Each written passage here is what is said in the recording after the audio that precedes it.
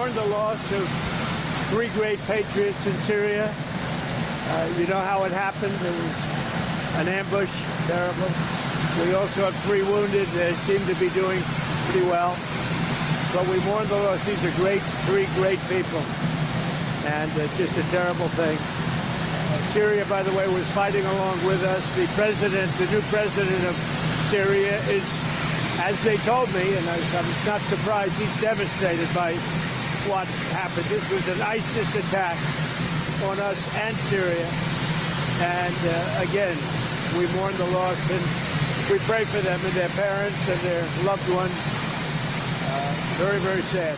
Welcome back to the YouTube channel. Mwana Cameras. Basi leo tingopatsana ma update osiyana kumbali zonse makamaka chifukwa zambiri zachitika koma chifukwa cha mabizi ndena timakanika kuti tipereke mwanondomeko kuti ma update kunjako akuyenda bwanji. So choyambirira tiyambireno pa NATO komanso USA pamene ndithu America ikufuna kutuluka mu NATO komanso NATO so payo kamayiko aku Europe paokha akuyankhulaso akubweza moto onena kuti akuti still ngakhale kuti America ikufuna ituluke kumabe sikuti ifebe tilibe pa ufulube yayi chifukwa palibe chimene chikuchitika maataki nde ndithu amachitika ndithu and America sikuti kuthandiza kwenikweni to be honest. America komanso America ikupanga zawo ifeso tikupanga zathu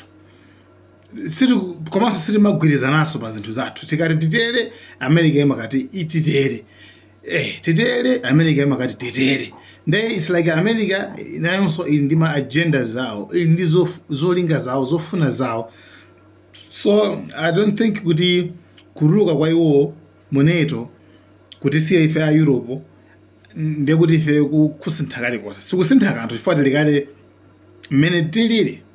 So Trump pobweza somoto anayankhula kunena kuti akuti 20 years from now zaka 20 zikubwerazo ngati America ingatuluke kwasiya Europe maiko aku Europe ati maiko aku Europe will be they will no longer be recognizable. Sazizadziwikaso kuti kunali maiko adzatha basi adzatha maiko aku Europe kungopatula ochepa kwa maiko ambiri akuti adzatha akutero tsopano akutero amene Trump amene. That means it's like akawauzabe kuti inuyo without us like inuyo simungachite kanakale konse ndinu nothing, you are nothing kupatula popanda ifeyo ngati America. So yeah, iyo ndinkhani ikhuzana pakati pa NATO kapena maiko aku Europe komanso America. Yeah, tinakampakaleso nkhani imeneyi. Remember kuna kuti America ili ndi zolinga zake ikupanga zake. America ikupanga kiriti nyambalo that's why ndineto sizogwirizana fa neto amafuna kuti akolako kuti zinthu mbukuzendesa bwanji guys. Nkhondo ndi tiyenayo then America kwazabili yayi tasiyani guys zimenezo hayi osatero yayi. Mukumbukira payambira pene bomba naguya ku Denmark NATO nata malamulo bajatu Russia gwesala bomba mu Denmark Poland apa bathinki tenti yambeni nkhondo America hayi ndi ngozi imeneyo asiyene kaya ameneyo. Trump sakufuna kuti pachitike nkhondo pakati pa America ndi Russia sangapanga zimenezo. So yeah, pazifukwa ndito ziwiri chifukwa choyambirira ndikuti nkhani okhuza ndi Russia kuti ikhale chinyambalo. Number 2 akudziwa kale kuti Russia yo singasekerere irafuna kuti zinthu zavota mwenje kuchaka kuti manuclears komanso amapheza kale kuti kuliso dead hand kanatchelatu pena pake system ina yake noti dziko litapanga filo kuti dziko litulapangidwa attack lipa chophezo ndiye kuti chokha automatically chizapanga press chizadina nuclear so padzavota the imene yatha. Tiyeni tipite nonso pano ku tilowe kuti okay ku Ukraine ndi nkhondo still sikuyima and pakatili pano 2 days ndakuti almost 2,000 kupitilira 1000 over 1000 people ku Ukraine amwalira kupaki even kuma civil penali paki inake kwa civilians kuna kwenye ndoso bombaso Putin impe wanakona kuti fe Donbas yose tikuitenga manager and palibe chimene chikuonesanso kuti nkhondo yazizira akuluakulu nkhondo ku Ukraine kupitilirabe and situation sili bwino. Update ya ku Ukraine ndi imeneyo chabwino. Tikachoka kumeneko tiyeni tilowe ku Syria. Ku Syria asilikali okwana awiri ndi omasulira interpreter anthu aku America, asilikali aku America mu dziko la Syria mudziwa kale twacha pacha Ahmad Ashara president wa ku Syria anakakumana ndi Trump kumene anakusaina na madrone ndiyena masa anauza naso kuti basi mutakubwesa base asilikali anakoza akufunika atakubwera ku Syria so azatenga ma minerals zimene kuja zofunika chani zonse zofunika amene azatenga koma asawora azipeka chitetezo kulimbana ndi akuti zigawenga so kumene kuku Syria kumapangidwa attack ndi Israel komano palibe chimene chimachitika. Trump akumangoti Israel siya zimene sizabwino siya samapanga zimene zomwana wamva samapanga zimenezo basi and mkati muja muliso gulu linaso la ISIS. ISIS is a terrorist group. ISIS is a terrorist group. So ndikagulu kazigawenga komano yomwe ija funding like amina amapasa drama zida chani ose ma Americans omwe yeah so komano kumene ku Syria kumene ndikuona kuti ISIS yo yapanga attack yapanga ambush kungu apanga ambush asilikali aku America kupha awiri kenako interpreter so mmodzi kumuphaso ngala atatu aku America anthu kenako so atatu enaso ali ku chipatala asapo mawu awo lero ayankhula kunena kuti zimene zizitibweza akuti ayibwezera ISIS. Anyway, very nice. They should retaliate.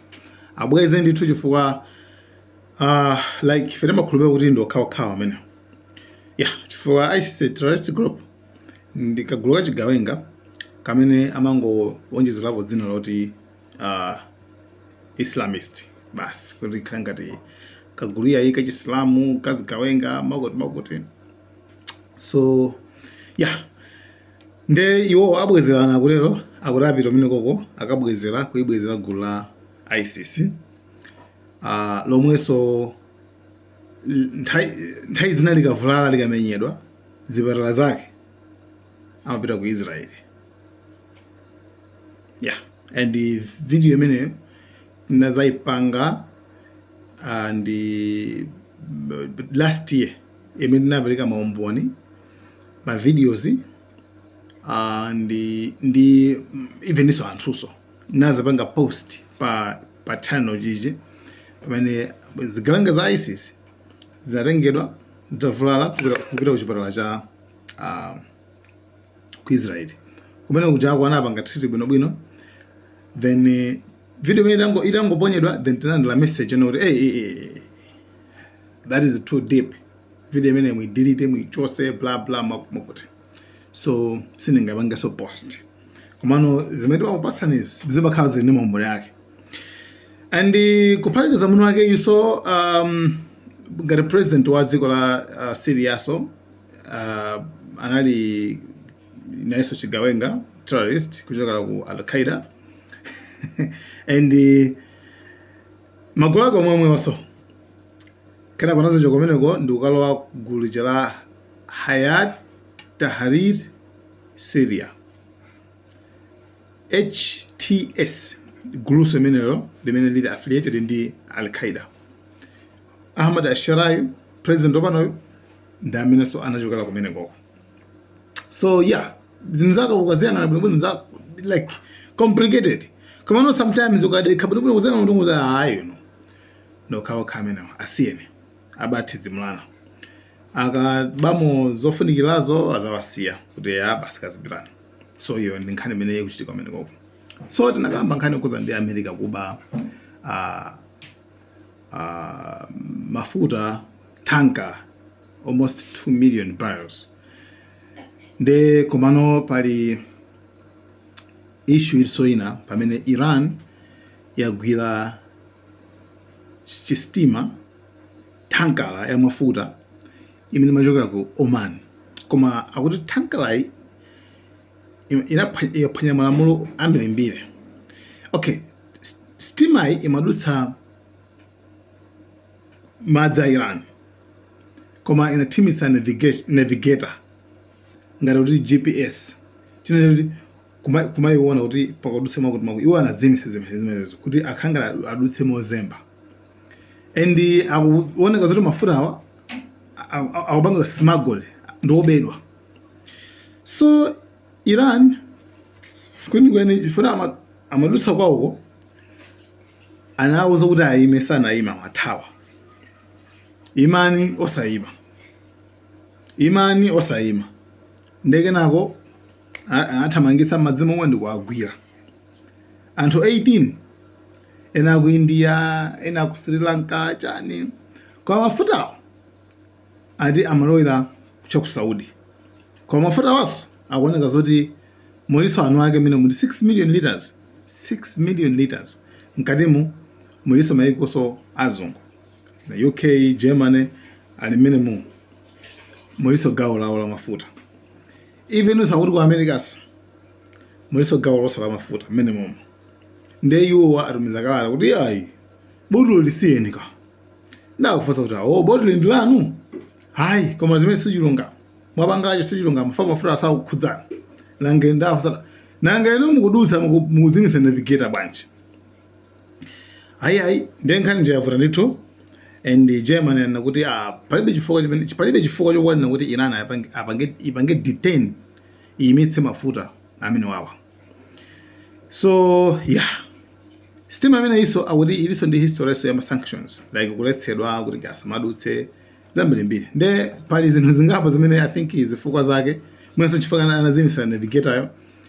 So pano pakali pano nkhani ili nkama ambassador wa Iran ku Germany anamwirana kuti akalongosola bwino kuti dziko lanu banji lupanga zimene zizi. So America aso atumizisa kali ayi chisiyeni chimenecho chisiyeni siyani ndithu mafuta amenewo pamene iyoyo yaba mafuta anzawo popanda so chifukwa aso kuti why chifukwa like you understand. So that's it. Imene ndi nkhani yokhuzana ndi sitima.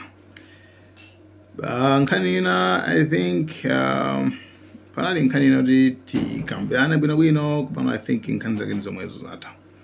So next time yes okay zikapezekaso ndithu tiponyaso I think ngati pali nkhani imene iwaso ndiponyaso exactly kuti tione kuti tipanga bwanji. Guys, thank you so much.